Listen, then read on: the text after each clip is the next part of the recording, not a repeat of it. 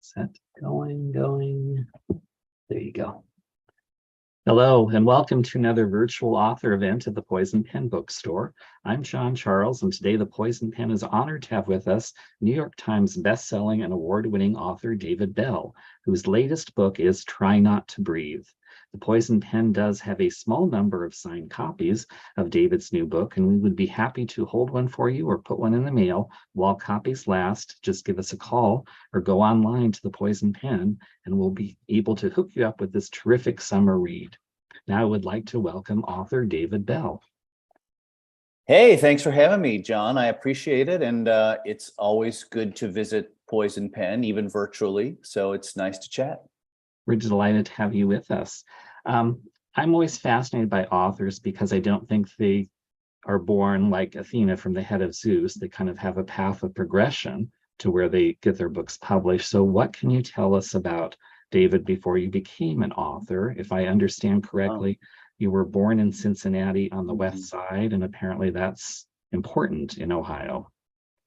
That's important in Cincinnati. Okay. It's a divided city. And so the west side is the more blue collar, working class, beer drinking side of the city. And then the east side is the more affluent, white collar, Chardonnay sipping side of the city, right?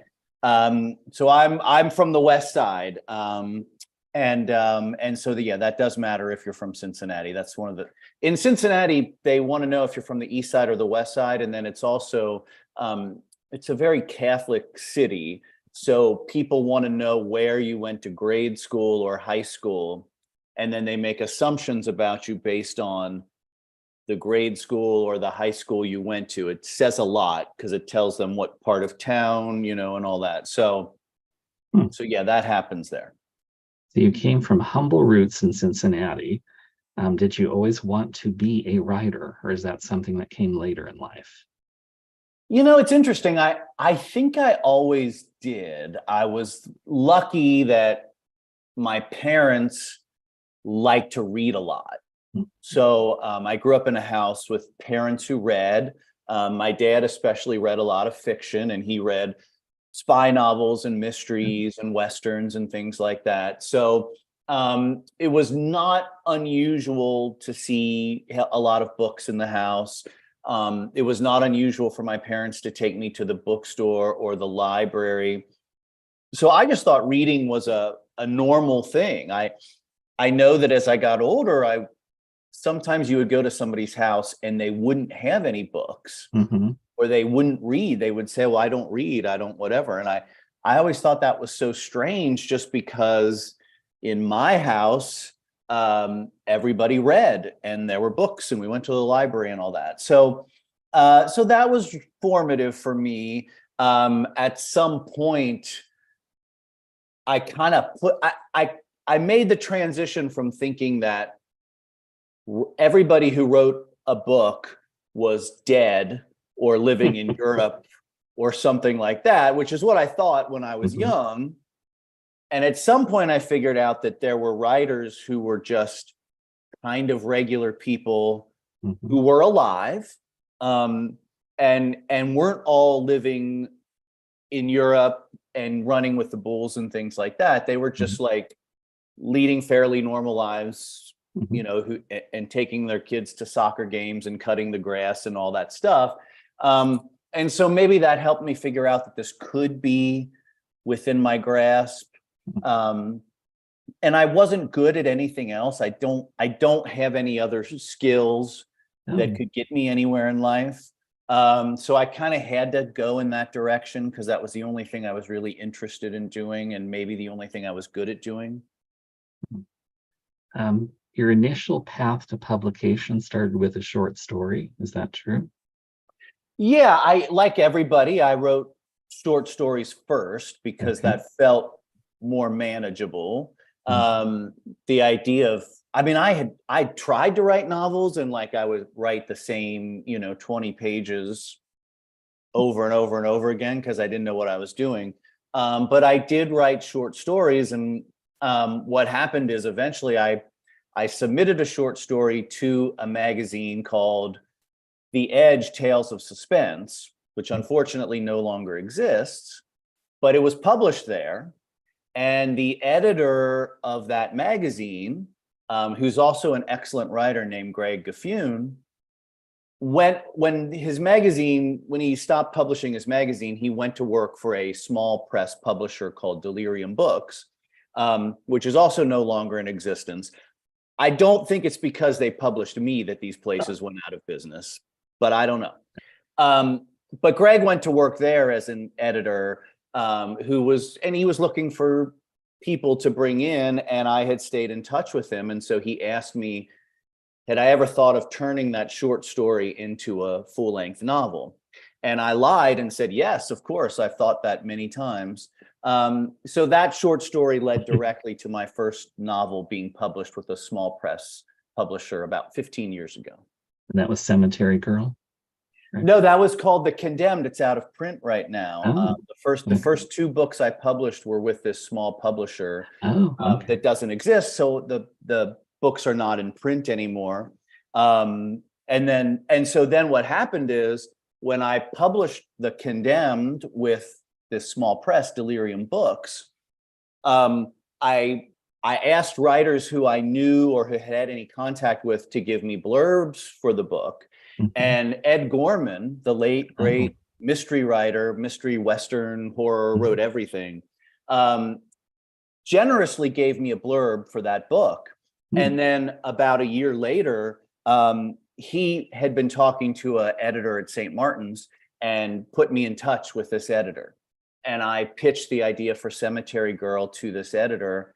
And that editor could not make that happen. But as a result of getting interest from this editor, I was able to get an agent, and lo and behold, Cemetery Girl ended up coming out with Berkeley eventually. So that was all the many steps along the way to me getting Cemetery Girl published. Which brings us to your recent book, your latest book, Try Not to Breathe. What can you tell readers about this book? What would you like them to know about it without throwing any of the twists away? Yeah, so Try Not to Breathe is fundamentally a family story. It's about two half-sisters, and they're separated by about 9 years. They share a father. They have different mothers.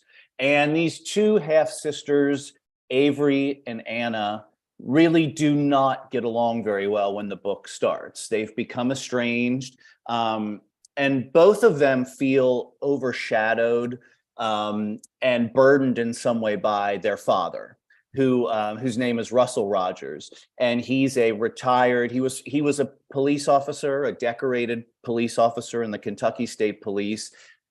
He was wounded in the line of duty and so was forced to retire. And he's partially disabled now. But despite that, his presence looms over their lives. In the case of Avery, it's because she entered into law enforcement, and as a result of suffering a traumatic event in the line of duty, she was not able to continue her law enforcement career and feels like her dad judges her as a disappointment over that. Anna, who is the younger sister, did not go into law enforcement. She's a college student, but she has learned that she's learned about her father's techniques as a police officer and some of the brutality that he has advocated. And so she is kind of done with her dad as well. So the two sisters are estranged from each other. They're having difficulties with their father. Anna runs away at the beginning of the book, and Avery goes and tries to find her. And in the process of that, they discover all sorts of deep, dark family secrets that they could not have imagined finding out. They do. I wrote this down because I thought it was rather interesting, something you'd written. You said, I believe good writing makes people uncomfortable, and in order to get there, the writer has to be uncomfortable first. What made you uncomfortable in Try Not to Breathe? Oh, well, a number of things did. I mean, for one, my family structure is kind of similar to the structure in the book. I have two older half siblings and we share a mom. So my brother and sister are 9 and 11 years older than I am. Just in the book, there's a third sister who's in between Avery and Anna.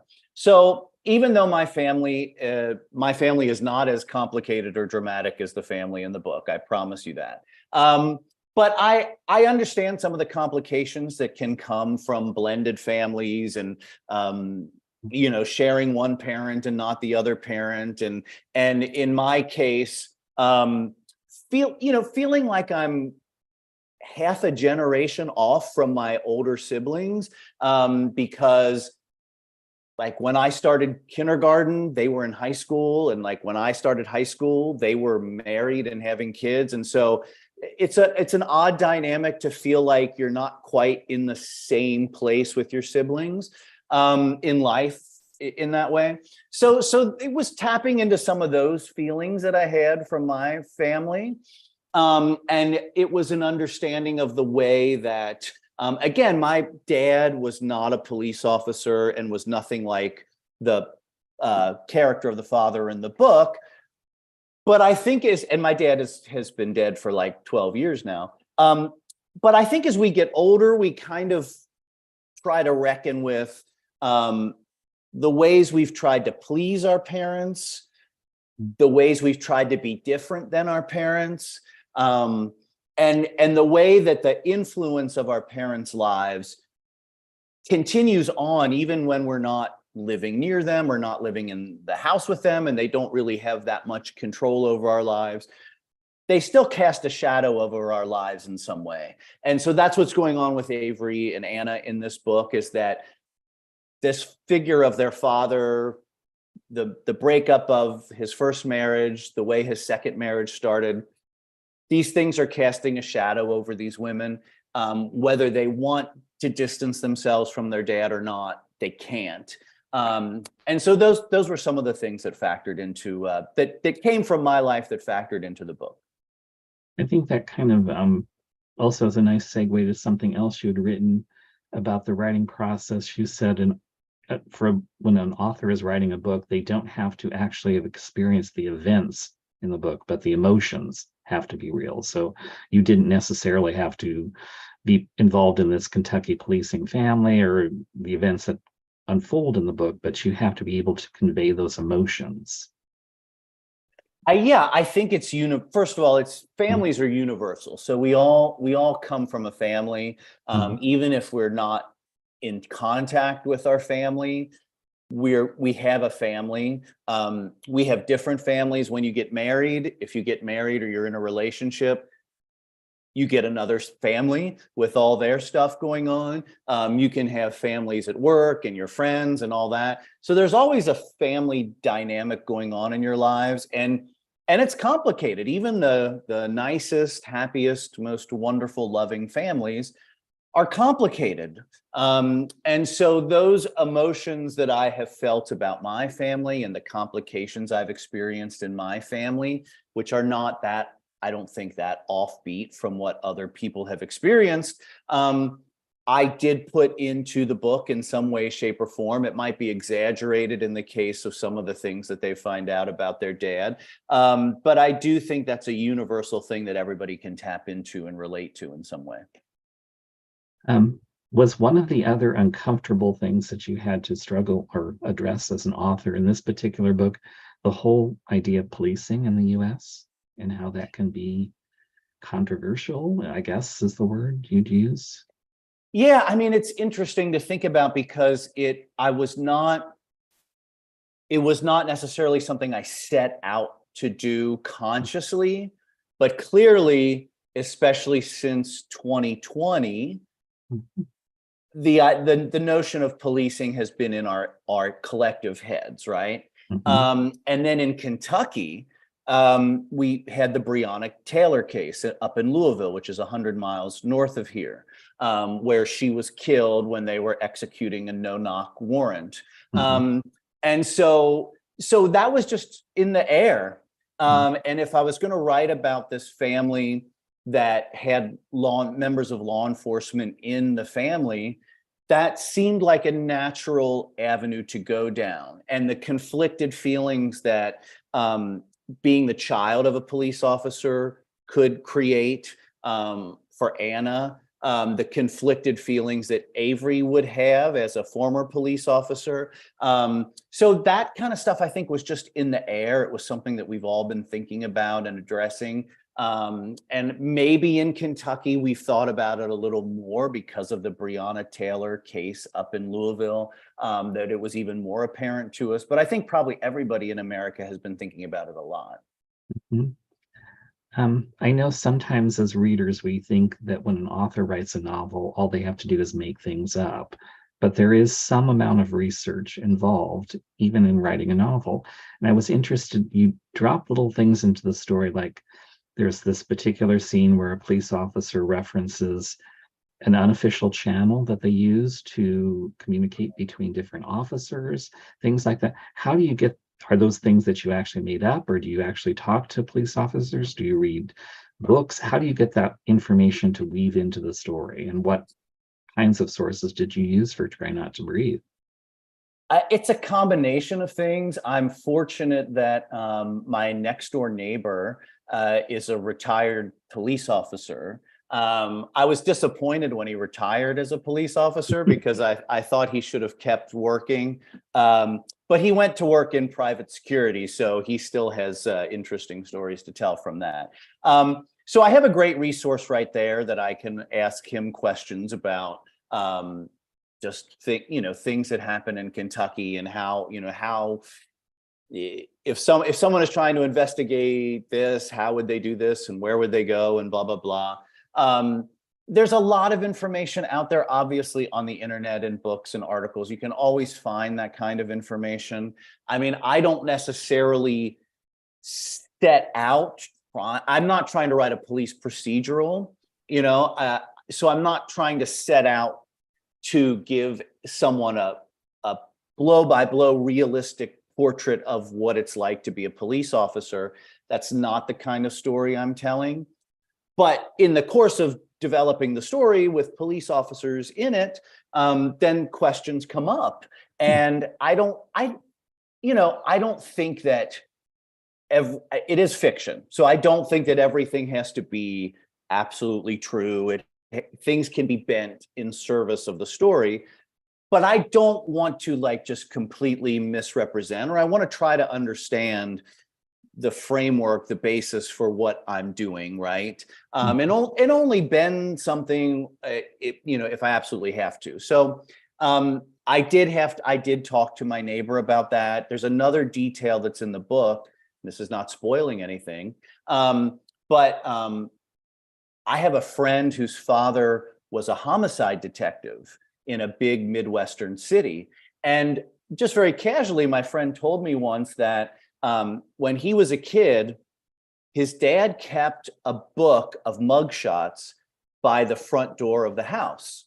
And if someone rang the doorbell or knocked on the door and you didn't know who that person was, you were supposed to look at the photos to make sure that this was not a bad person come after dad, right? And my next door neighbor, who had, his law enforcement career probably started over 30 years ago.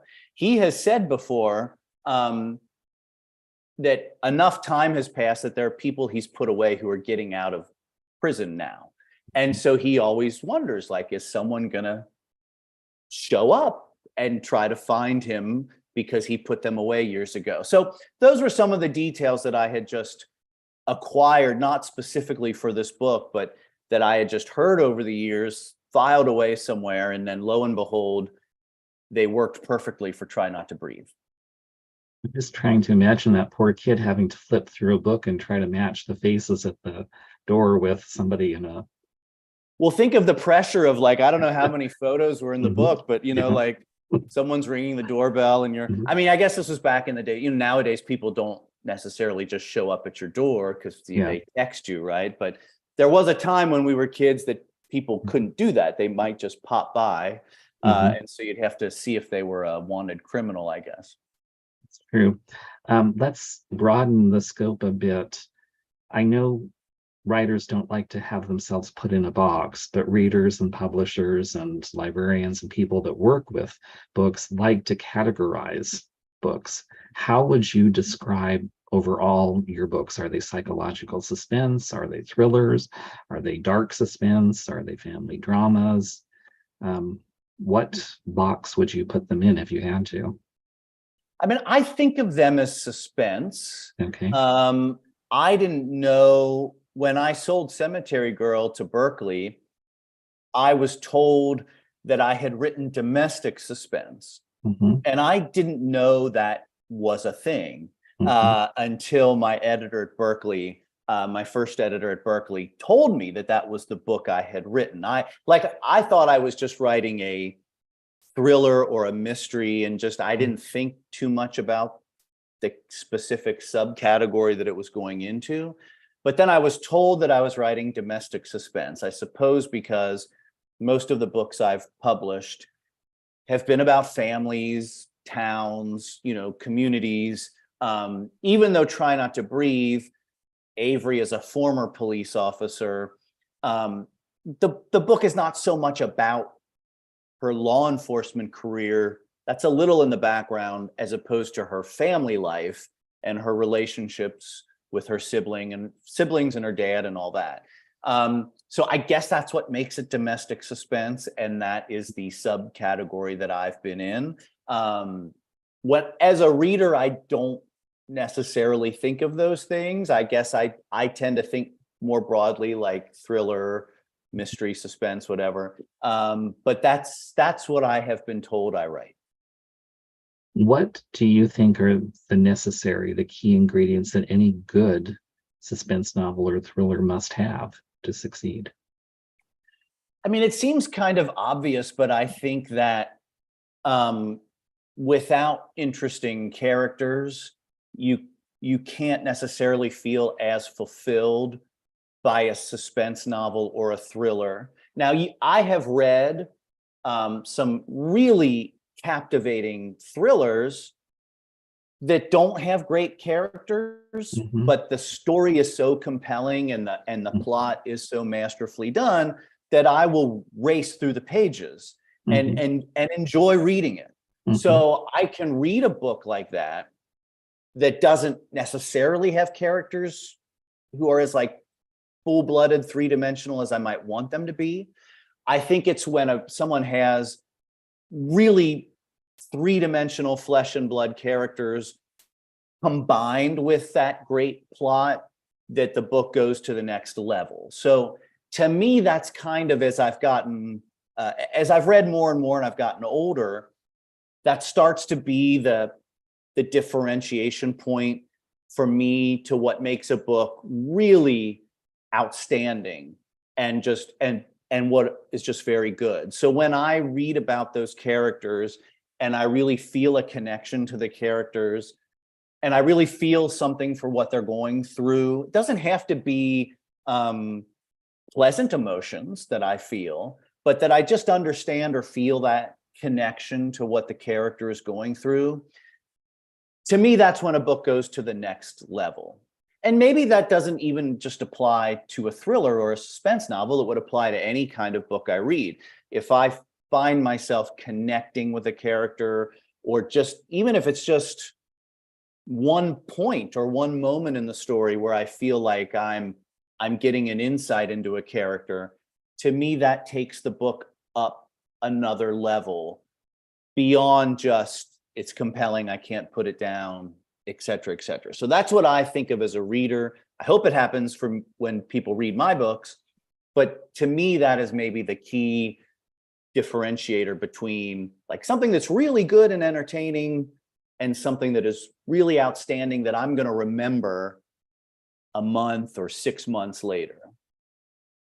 Okay, so you've given us one clue as to what we can expect from your books, rich characterization. For somebody who's never read a David Bell novel, what else could you tell them that they might find in your books? Well, I do hope that they find the books compelling in the sense that they can't put them down. Mhm, To me, one of the greatest compliments I can get as a writer is when someone says to me, oh, it was 1 o'clock in the morning and I knew I had to go to work the next day at 7 o'clock. And I told myself I was just going to read one more chapter. And lo and behold, I was up, for a couple more hours, and I was tired when I went to work the next day because I kept reading your book. Now, I'm not trying to get anybody fired from their job or get anybody a poor performance review. But it really is, I think, the highest compliment that can be paid is when someone says, I couldn't put the book down. I just had to read one more chapter to find out what was going to happen. So I hope people feel that way when they read one of my books. I try to end chapters on cliffhangers so they can't stop reading, and they want to just keep going on and on. I hope there's that. I hope that this is kind of related to the characterization part, but I do enjoy writing about relationships between characters. And I don't necessarily mean romantic relationships. I just mean the relationships between the characters kind of fuel the book. We all live in societies and have complicated relationships with people, whether they're family members or romantic partners or kids or friends or whatever. And so, or just a small community that we live in. And so I think that when I try to show those layers to the relationships, sometimes maybe the reader is going to question that relationship and say, can I trust that person? Are they up to something? Sometimes those relationships are sources of frustration. But I do hope that those relationships are complicated in the way that real world relationships are complicated. And I also hope that when people get to the end of one of my books, yes, all the questions have been resolved as much as possible, and you know who did it and why and all that stuff. But I hope they feel a little bit of hope, like, there's maybe a path forward for people after all the wild stuff has happened, that maybe there's people have found some understanding in their lives, and are maybe able to start to put their lives back together. You've told us a little bit about your final literary product, the final effort of what you've done, but what is the process in creating it for you as an author? When you start a book, is it always the same for each book? Does it change from book to book? I know there are some authors who just sit down and wait for the muse to strike, but personally, I would think if you're writing suspense, thrillers, mysteries, there's a structure there. You kind of have to know a little bit about what's coming, or maybe not. I mean, I prefer to work from an outline. I mean, I think that it's, I don't trust myself. I'm doing a book or sometimes even 2 books a year. So if I didn't have the outline and I didn't know generally what was going to happen, I wouldn't trust myself to actually get that finished. I would probably be lost, somewhere in the middle of the book, and they'd have to send out help to find me. So I do work from an outline. The process is usually pretty much the same, which is that I like to start just thinking of just almost a 1 or 2 sentence description of a book. And if that is intriguing to me and maybe intriguing to my agent or my editor or whoever's involved in the process, then can that 1 or 2 sentence summary of the book be turned into maybe like a 3-paragraph summary of a book, the kind of thing that would go on the back of a book? And can that sound intriguing enough? And then if there's enough there, then to turn it into the full-fledged outline. I always, it happens with every book. I make an outline. I'm really excited. I start writing the book. I get, 50, 100 pages in, and I think to myself, oh my gosh, there's not enough of a story here. What have I done? It's a disaster. It's not going to work. But if I stick with it, there's enough there. There's a story there. So that's generally how the process goes for me, starting from just the very small snapshot of what could be going on all the way up to the finished product. If I'm correct, and if not, correct me, all of your books are standalones? You've not written anything that's a series? They're all standalone so far. Yeah, that's right. Have you ever been tempted to continue a character or veer off into the world of series?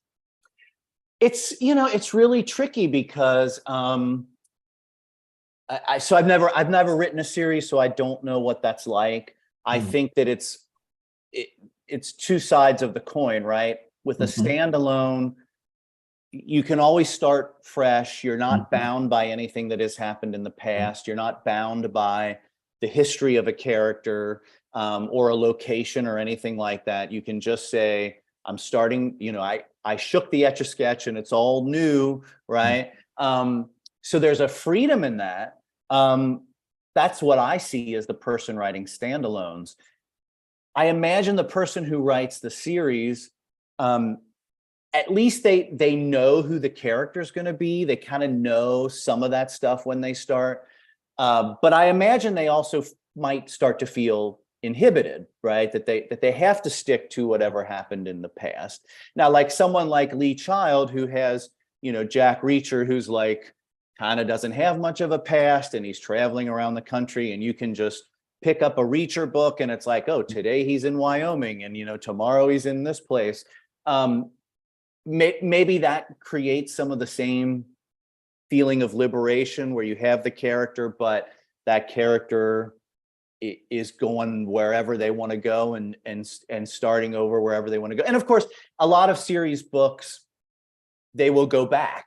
They'll write a prequel and go earlier in time because then people are curious about that, and then they're not as bound by the stuff that's happened. So I've never really seriously pursued it, to be honest. This is not spoiling anything. Well, maybe it is, but Avery lives in Try Not to Breathe. Don't worry. But I thought like she could be a character who would come back, but it's not anything that I've seriously, looked into at this point. I always wonder about books I've written before and thought, well, what are those people doing now, years later, right?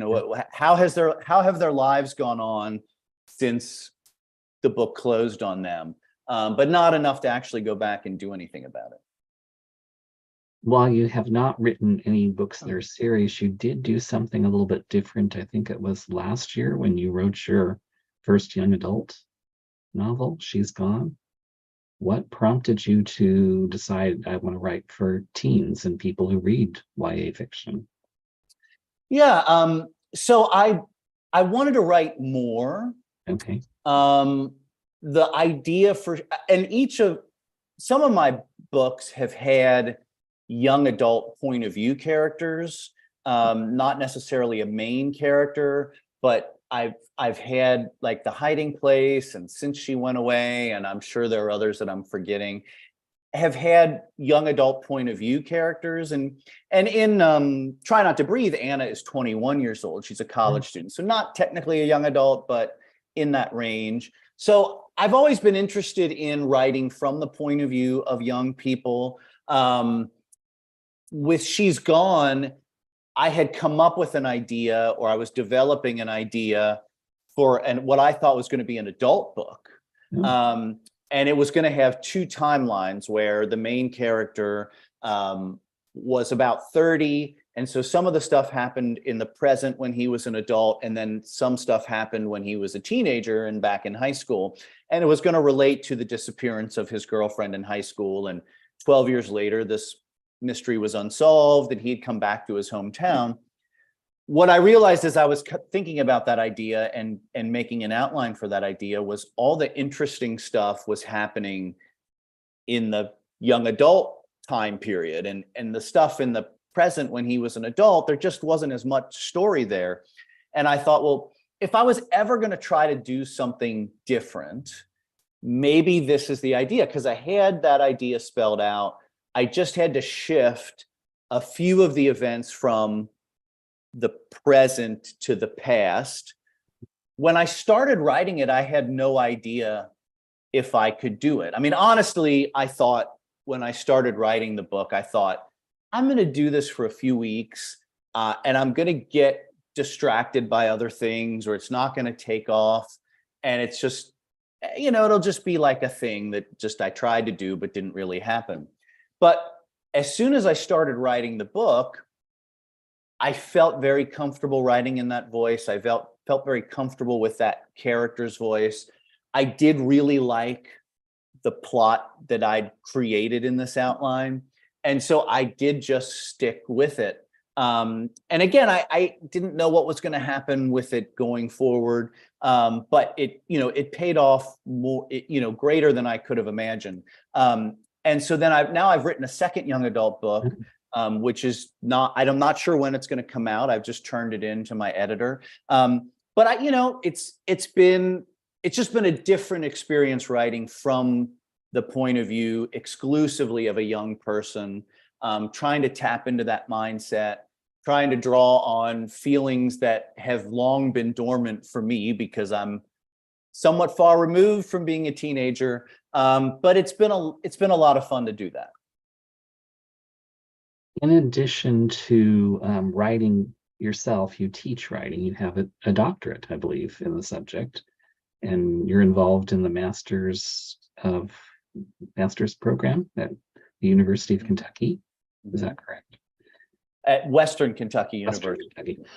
In Kentucky, that would matter. Even though I'm wearing blue, which is the UK colors, I teach at Western Kentucky University. I should be wearing red, but I didn't plan that well enough. But yeah, we have a Master of Fine Arts program. This may sound a rather simple question, but consider the source. Can you teach people creative writing, or is that something that you have to have within you and you just help them bring that out? Yeah, I think it's more you are helping people bring it out, I think, more. I don't think because to me, I think the reason people succeed or don't succeed as writers professionally, and this is probably true of any other art form, acting, painting, whatever, I think it has less to do with talent. You have to have some talent, obviously, but I think most people probably have enough talent to make it. It's more about the desire and the drive and the endurance to do it. Because especially being a writer, it takes years and years and years, usually for someone to get somewhere in their career. So I don't think you're necessarily teaching someone to be a writer. You're not like taking someone who has no interest in writing or no aptitude for writing and turning them into a writer. What I think that we do as writing teachers is someone comes along who has an interest in writing, or they have a passion for writing, and they have some degree of talent for it. On rare occasions, you meet someone who has a lot of talent for it. I've had a few students over the years who have a lot of talent, and I immediately fail them. No, there are people who have like a freakish amount of talent, but most people I don't think have like, you don't run into a lot of just like geniuses. There aren't like Mozarts and people running around. Most people are just have some talent. More than anything, they have a passion and a desire to do it. And so writing teachers are just trying to take people who have that interest and say, here's what you're doing well. Here's what you could improve upon. Here's the long, awful road that you're about to embark on. And if you're really serious about this, this is what it could look like. And if they really want to stick to it, then they will. And I can't stop them. I can give them some encouragement to try to nudge them along the way if I think they should. But you can't really stop people who are determined to do it. And you can't take somebody who's not interested in doing it and turn them into something. So I really think that's kind of the way being a writing teacher works. I imagine people who teach music and painting and acting and those kinds of things probably feel the same way. What is the best piece of advice you'd give to someone who wants to be a writer? What would you have liked someone to have told you when you were starting out in business? I mean, I do think the most important advice is to be patient. That if you want to enter into having a career as a writer, you're not going to be in step with your peers. So like, when I was in college, my roommate was a business major. Okay. So he went into business. I wanted to be a writer. Okay.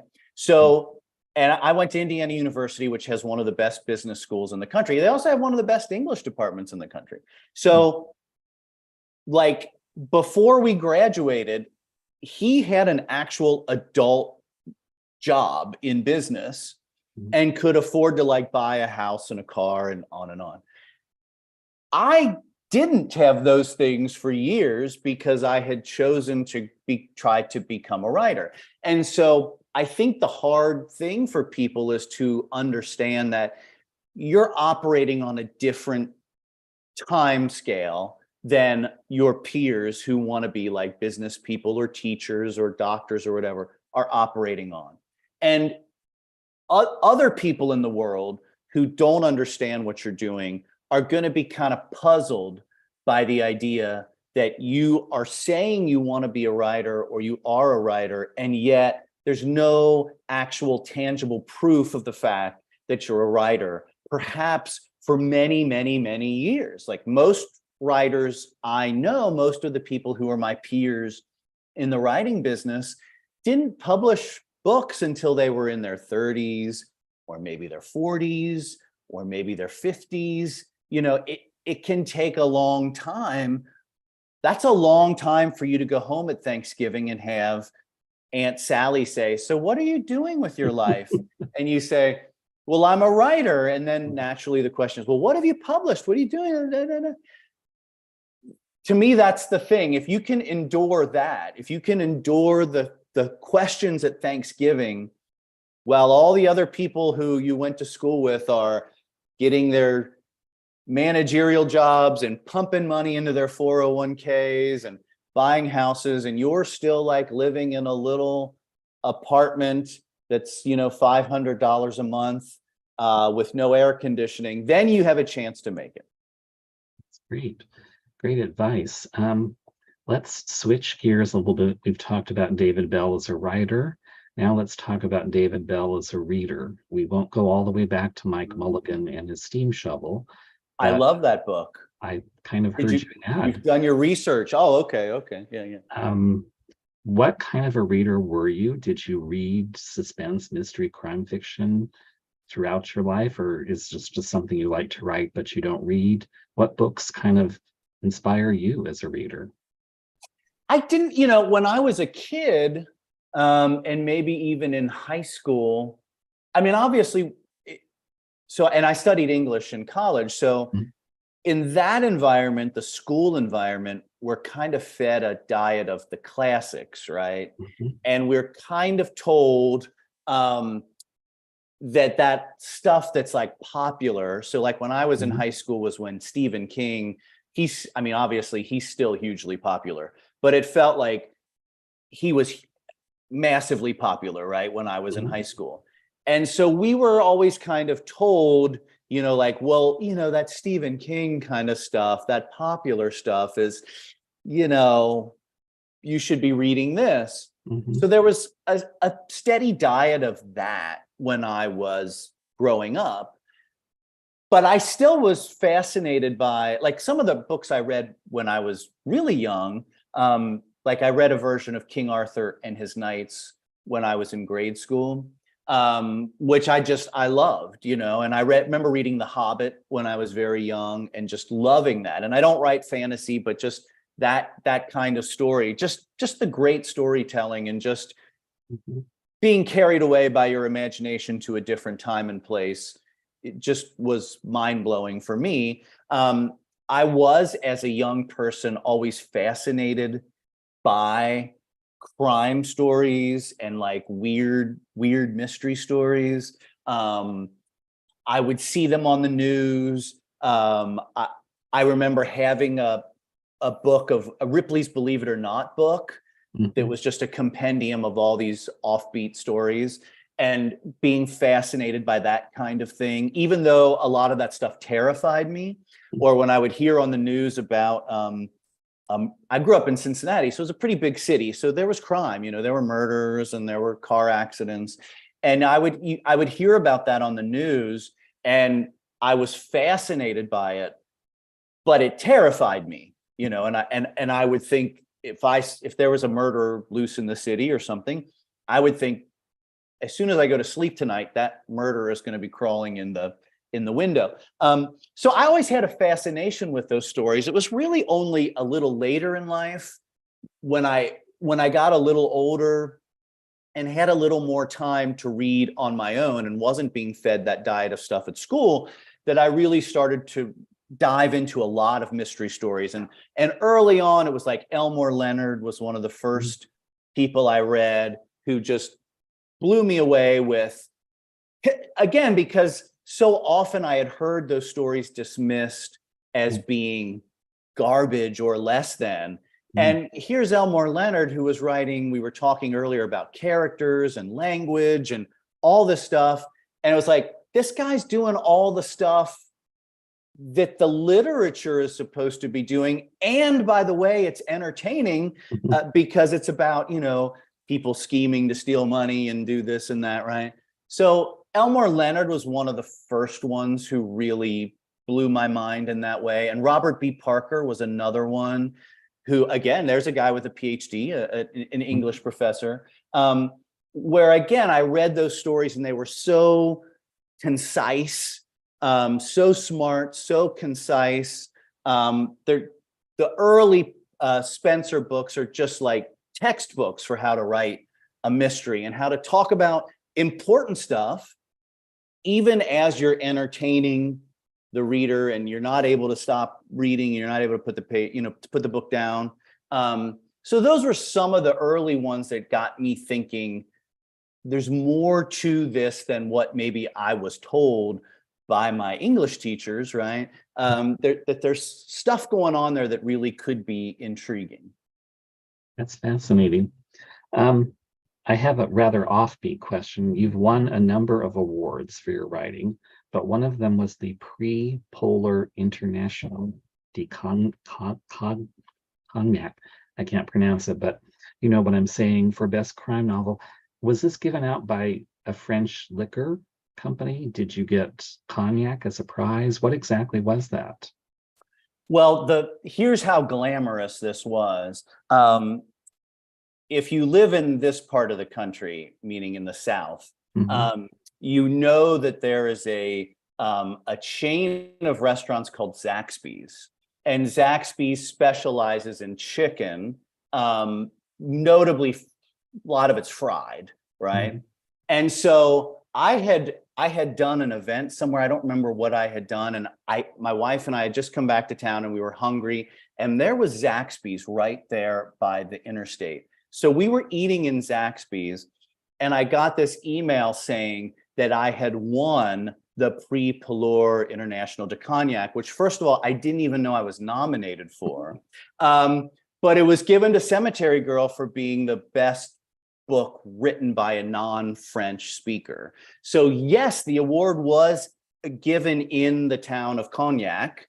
And I won a little trophy, which is sitting over there, which someday will probably show up in a book as a murder weapon, because it's a very heavy thing that you can do someone in with.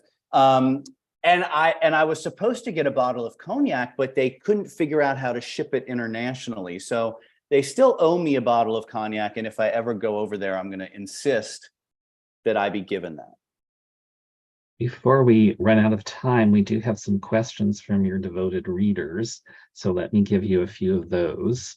One of your fans would like to know your role in selecting the titles for your books. How much input do you have? How important is the title to you as an author?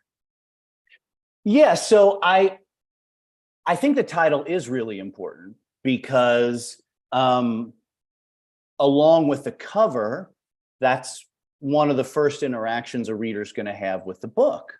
And if I'm writing a suspense novel, they want to hear I want the reader to hear a title that's going to suggest something suspenseful, something dangerous is going to be happening.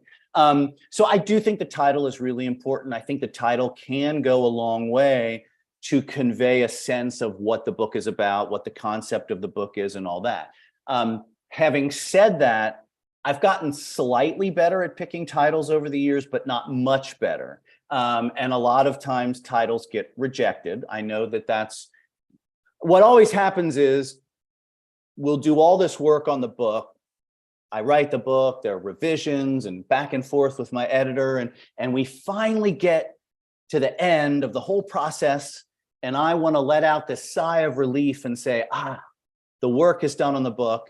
And I know that a lot of those times my editor is going to say, there's just one more thing, kind of like Columbo. There's just one more thing. And I know that it's going to be, we really don't like your title. Can you come up with another one? So that has happened a lot. Try Not to Breathe. I'm trying to think if that was not, that was not the original title for the book. The book was written and turned in under the name Dead River Cave, which is the river. Eventually you'll get in the book to a point where they go to Dead River Cave. And so that title did not pass muster, and I had to come up with another title. So I thought Try Not to Breathe, which conjures danger. It fits into Avery's trauma with water and some of the stuff that happens in the book. So, and it's a great REM song. So if you're an REM fan, you have that song going through your head. There you go. Yeah. Another online viewer wanted to know, as an author, do you prefer, when it comes to settings, creating fictional places, or do you like to use real places? It's a good question. I almost always create fictional places in near real places. So in Try Not to Breathe, the towns where the characters are and Dead River Cave are made up, and geographically they're made up. I'm just kind of creating my own Kentucky geography, except that for part of the book, they pass through Louisville. So Louisville is where Louisville really is. But then I play around with the geography around that. And the reason I do that is just that I want to be able to create a town that has whatever I want in it. And for instance, so I live in Bowling Green, Kentucky.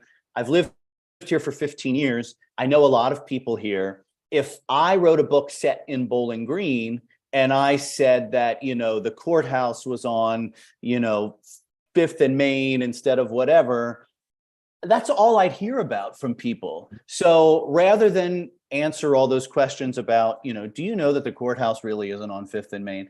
I just make up a town, and then I can put the buildings anywhere I want. That's great.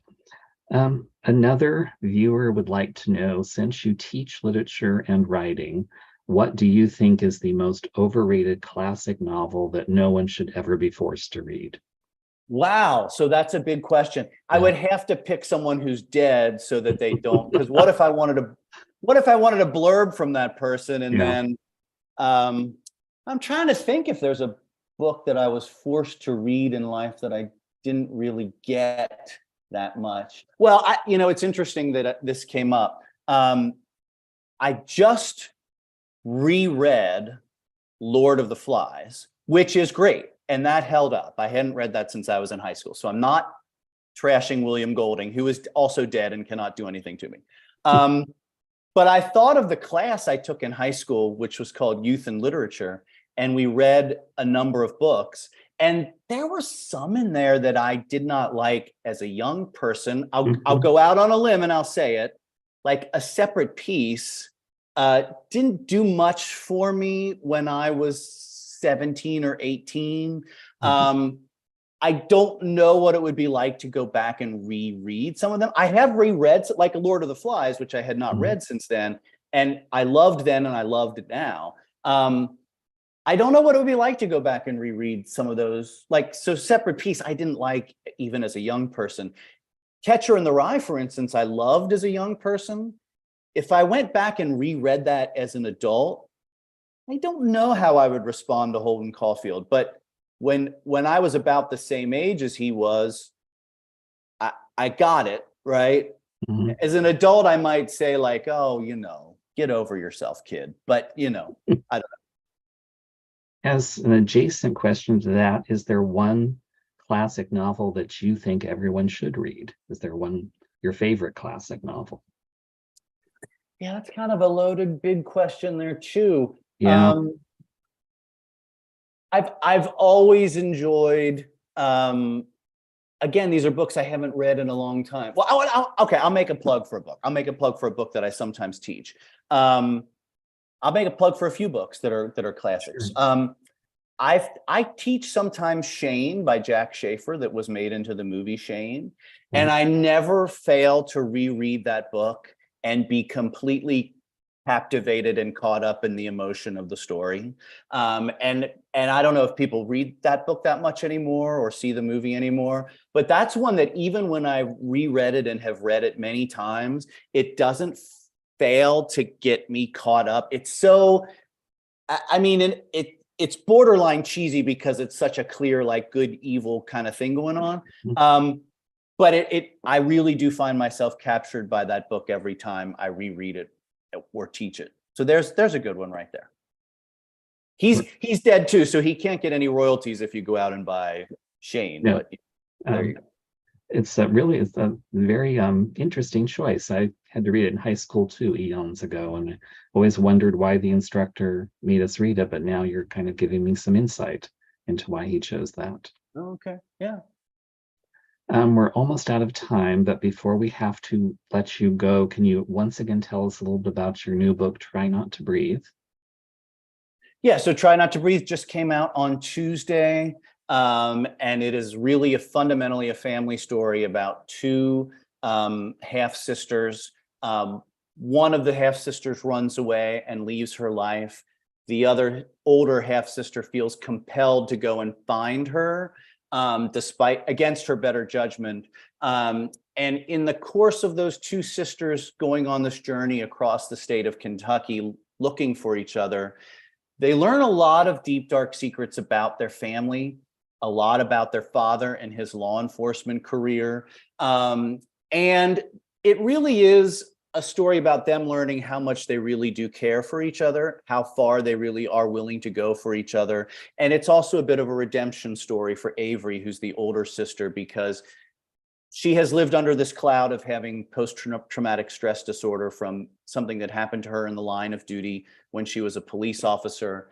And in the course of the story, she's trying to overcome that and reckon with that, in addition to the issues with her family. So a lot of family stuff going on there, and I hope a lot of suspense. How can readers find out more about you and your books? Do you have a website? Are you on TikTok? What's your social media footprint? My website is davidbellnovels.com, and I'm on social media. They're all at David Bell Novels, Facebook, Instagram, Twitter, and yes, TikTok sometimes. So join me there. And I'm happy to hear from readers in those places, and you can find out I'm doing more events and more books coming out and all that stuff. Well, this has just been great. I've never been entertained and educated so much in 1 hour by an author. I'd like to thank David Bell, who's joined the Poison Pen virtually for his new book, Try Not to Breathe. And I'd like to thank all of you tuning in virtually to another author program at the Poison Pen Bookstore. Thank you, John. Thank you.